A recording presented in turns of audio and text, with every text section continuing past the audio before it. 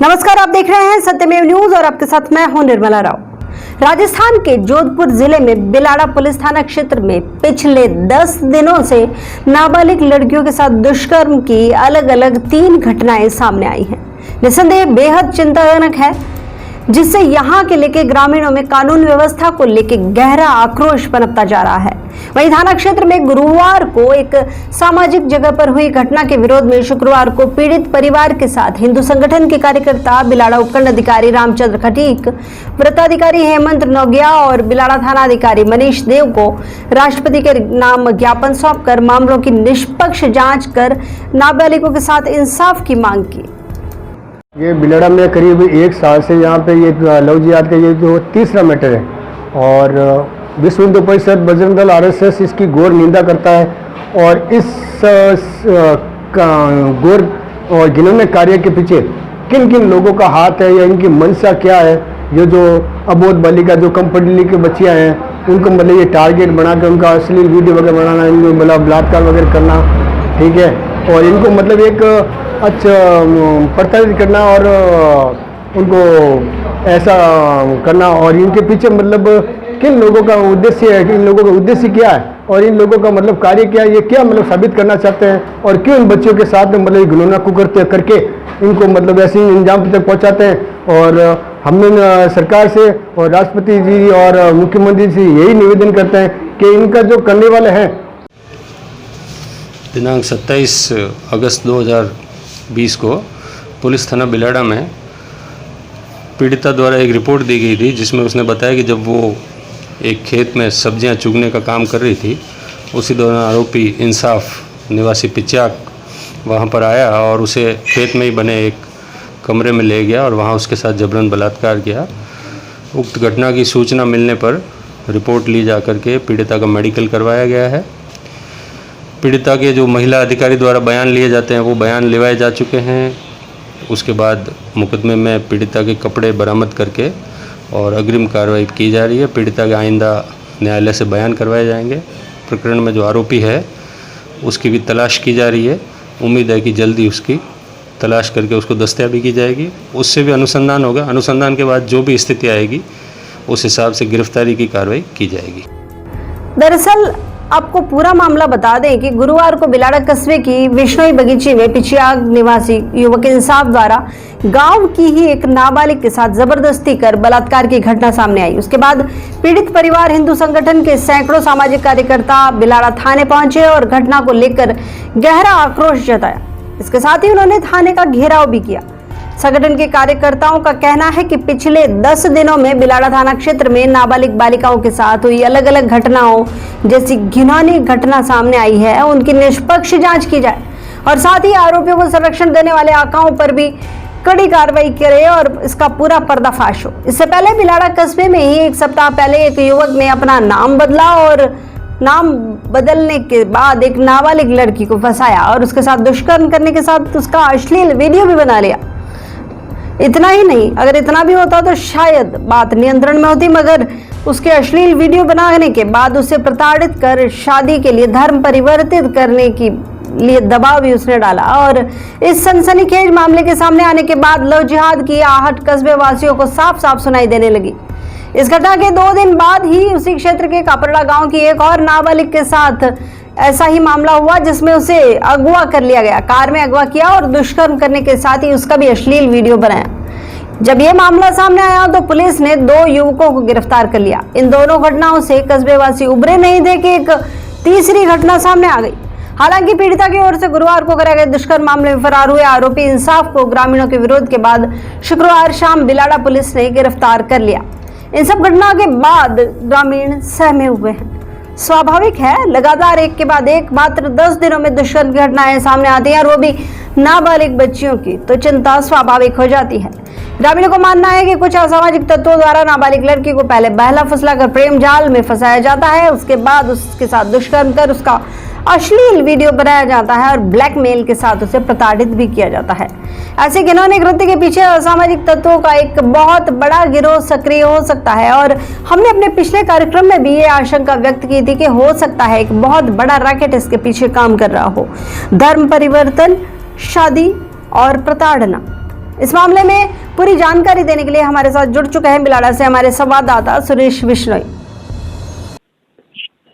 तो इस मामले में ज्यादा जानकारी देने के लिए हमारे साथ जुड़ चुके हैं बिलाड़ा से हमारे विशेष संवाददाता सुरेश बिश्नोई। इस मामले में पूरी जानकारी लेते हैं सुरेश बिश्नोई से। सुरेश, पूरा मामला क्या है? दिन ब दिन ये आंकड़े बढ़ते जा रहे हैं और अफसोसजनक बात है कि मात्र 10 दिनों में 3 इस तरह के केस आए, लगभग मिलते जुलते। नाबालिग से दुष्कर्म, उसके बाद में उसके वीडियो बनाना और उसको ब्लैकमेल करने का प्रयास। क्या लग रहा है, समाज किस ओर जा रहा है? जी निर्मला, मैं बताना चाहता हूँ, एक एक करके ये 3 केस जो सामने आए, उसमें से 2 केस जो है बिल्कुल लव जिहाद के है, नाबालिगों के साथ में किए गए रहे। इस तरीके से जो घटना सामने आने के बाद में पूरा समूचा बिलाड़ा क्षेत्र एकदम से पूरा सुर्खियां में आ गया है और यहाँ के लोगों में बहुत बड़ा आक्रोश है। उन लोगों की एक ही मांग है कि आखिर इन नाबालिगों को क्यों बहला फुसला कर पहले फंसाया जाता है, फिर उनको गेस्ट हाउस में लिया जाता है, फिर उनको अश्लील वीडियो क्लिप बनाई जाती है। इस तरीके से न जाने कितनी यहाँ की जो मासूम बालिका है जो इस दलदल में फंसी हुई है। तो सही बात है, जिस बारे में हमने पिछली बार जिक्र किया था जब हम बात कर रहे थे कि ये कहीं ना कहीं कोई एक रैकेट है जिसके चलते ये घटनाएं बढ़ती जा रही है। बिल्कुल निर्मला, एकदम ये सुनिश्चित तरीके से किया जाने वाला ये जिन्होंने कार्य तो समाज को एक नई दिशा की ओर ले जा रहा है और इसके पीछे नहीं जाने कितना बड़ा रैकेट है और कितने लोगों की पहुंच है। जैसे कि कई मामले सामने आते हैं, जितने दर्ज होते हैं, एक तरफी कार्रवाई करते नहीं है, वो भी किसी तरीके दबाव में रहती है और आखिर में जाकर पीड़ित परिवार जो होता है, लोग वजह से सामने आते नहीं है और उसके बाद में जब मुकदमे दर्ज होते थे तो कई गिरोह ऐसे सक्रिय हो जाते हैं जो सामाजिक दबाव बनाते हैं उनके ऊपर में और उनसे जो मामला दर्ज करवाने उसमें ढिलाई बरतने के लिए और मुकदमा वापस लेने के लिए उनके ऊपर में पूरा प्रेशर बनाया जाता है, उनको लालच तक दिया जाता है। इस तरीके से करके ये पूरा मामला जो है कानून तक नहीं पहुंचता है, कोर्ट तक नहीं पहुंचता है और इसी वजह से जो पैसा के लालच में दबाव में आने से जो आरोपी लोग हैं वो पूरी तरीके से सजा नहीं पाते हैं और उसकी वजह से ये मामले बढ़ते जाते हैं। क्या इस बात की क्या गारंटी सुरेश कि कोई हिम्मत करके थाने में आ भी जाए? जैसे पिछली बार हमने एक वो केस की बात की थी, जब तक अप्रोच नहीं लगी थी तब तक मामला भी दर्ज नहीं किया गया था। हाँ बिल्कुल, उसमें मामला हुआ था, उसमें 2 दिन पुलिस की जो निश्चित तौर पे ढिलाई रही थी और उन्होंने देरी की थी मुकदमे को दर्ज करके। जिस तरीके से अपन खबर चली थी वो पहले उसको संबल देने की बजाय आगे से आगे बुलाया जाता है तो वो वैसे ही केस पहुंच ही नहीं पाता आगे। बिल्कुल निर्मला, ये तो पहली बार में पहली कड़ी में अगर मामला इस तरीके से अगर धीमी गति से चलता है तो निश्चित तौर पे लोगों का दबाव पीड़िता के साथ में, परिवार के साथ में भी बनता है और उसी वजह से कई मामले जो होते हैं वो बिल्कुल आगे नहीं बढ़ते हैं और आगे बढ़ना भी चाहते हैं। पीड़िता अगर इंसाफ चाहती भी है तो उसी को किसी न किसी तरीके से दबा दिया जाता है, उसके परिवार वालों को दबा दिया जाता है, कई लोग जो है इनके बीच में आ जाते हैं। जबकि मेन समाज के अंदर में जो जिस तरीके से गलत कृत्य होते हैं, समाज को जो आरोपी जो होते हैं उनका साथ देने के लिए, उनको संरक्षण देने के कई ऐसे उनके पीछे रैकेट होते हैं, उनके कितने रसूखदार जो होते हैं, कई इलाकों में इनकी बोले लगा के मामले को रफा दफा करवाने में लगे रहते हैं, इसलिए उनको संरक्षण निश्चित तौर पे मिलता निर्मला। जी, अब पुलिस इस मामले में क्या कहना चाह रही है? पुलिस अब जिस तरीके से पुलिस पहले तो क्या होती है कि मुकदमा दर्ज करती है तो दर्ज करते समय जानकारी जुटाना चाहती है और उसी जानकारी के अंदर में किसी न किसी तरीके से पुलिस का काम होता है कि कोई निर्दोष भी नहीं फंसे। उसके बाद में मेडिकल करवाना, ये कराना, इतने लंबा प्रोसीजर में पुलिस जाती है तो उसमें कहीं न कहीं निश्चित तौर पे जो पीड़ित पक्ष होता है वो थोड़ा सा अपना भयभीत नजर आता है और पुलिस जो कार्रवाई करती है वो दबाव में करती है। निश्चित तौर में पुलिस का हमेशा कार्यशैली जो होती है वो दबाव में होती है, ये तो तय माना जाता है। तो इसी तरीके से इस कार्रवाई के अंदर में जब ये परसों की घटना है 2 दिन पहले की, एक धार्मिक स्थान के अंदर में महिला को, उस लड़की को पहला फुसला कर रूम में ले जाके उसके साथ में दुष्कर्म किया और उसके बाद में जब ये मामला प्रकाश में आया तो मुकदमा तो हालांकि पिछली बार जो खबर चलाई उस हिसाब से पुलिस ने अपना हाथों हाथ कर लिया और पीड़ित खुद थाने पहुंच गई थी इस मामले को लेके। मुकदमा दर्ज हो गया था और आरोपी को जो है वो कल गिरफ्तार कर लिया गया। जब लोगों का धरना प्रदर्शन हुआ, विरोध हुआ, साथ ही थाने के आगे घेरा हुआ, तब जाके पुलिस ने एक आरोपी को जो है वो गिरफ्तार करके लाई है। और ये काफी नहीं है निर्मला, मैं आपको बताना चाहता हूँ, एक आरोपी को गिरफ्तार करना ये इस मामले को देखते हुए काफी नहीं है। ये पूरा फेलियर है प्रशासन और पुलिस का, क्योंकि लगातार जिस तरह से घटनाएं बढ़ती जा रही है वो साफ जाहिर करती है कि आम अपराधियों में किसी तरह का कोई खौफ रहा ही नहीं है।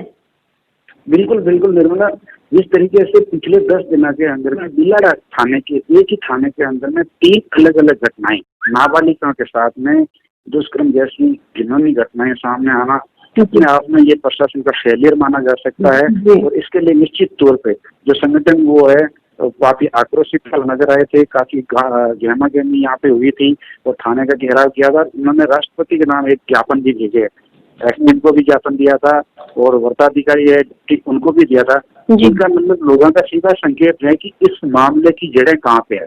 इन जड़ों को कुचलने के लिए पुलिस को निश्चित तौर पे इन आरोपियों के जो महिला या लड़की जो आरोप लगा रही है जिसके ऊपर में रेप था, वो तो आरोपी है ही है, उसके अलावा जो इनको संरक्षण देने वाले हैं तो सामने नहीं आ रहे और पीछे से पूरी मदद कर रहे हैं। बिल्कुल बिल्कुल मदद कर रहे हैं, तभी तो ये लोग जो होते हैं डरते नहीं है और इनकी बेल हो जाती है। और उसके बाद में एक जब कोई मामले में बेल होती है तो सामने वाला जो अपराध करता है तो निश्चित तौर पे वो भी कानून को ठेंगा दिखाने की कार्रवाई के दिखा देता है और उसी वजह से इनको है जो बढ़ावा मिल रहा है। तो निश्चित तौर पर प्रशासन को चाहिए कि इस मामले में किसी भी तरीके से पीड़ित परिवार को साथ में लेके और पीड़ित परिवार के ऊपर में किसी भी तरह का दबाव नहीं बने, सामाजिक दबाव नहीं बने, स्थानीय लोगों का दबाव नहीं बने, राजनीतिक दबाव नहीं आए। तो पुलिस को निश्चित तौर पर इनकी जड़ें कुचलनी जो जरूरी है। और बिलाड़ा के जो संगठन के जो कार्यकर्ता है उनके अंदर में भारी आक्रोश है। अगर वो ये चाहते हैं कि इन मामले के पीछे में यहाँ पे बिलाड़ा कस्बे के अंदर में न जाने ऐसे कितनी अबोध बालिकाएं हैं जो इन समाज की भेड़ियों के गिरबान में है या इनको जो ब्लैकमेल किया जा रहा है, पूरा पर्दाफाश करना जरूरी है। नहीं बिल्कुल, इस पूरी जानकारी के लिए बहुत बहुत धन्यवाद सुरेश, और मामले में ज्यादा जानकारी के लिए हम आपसे और जुड़ेंगे। धन्यवाद।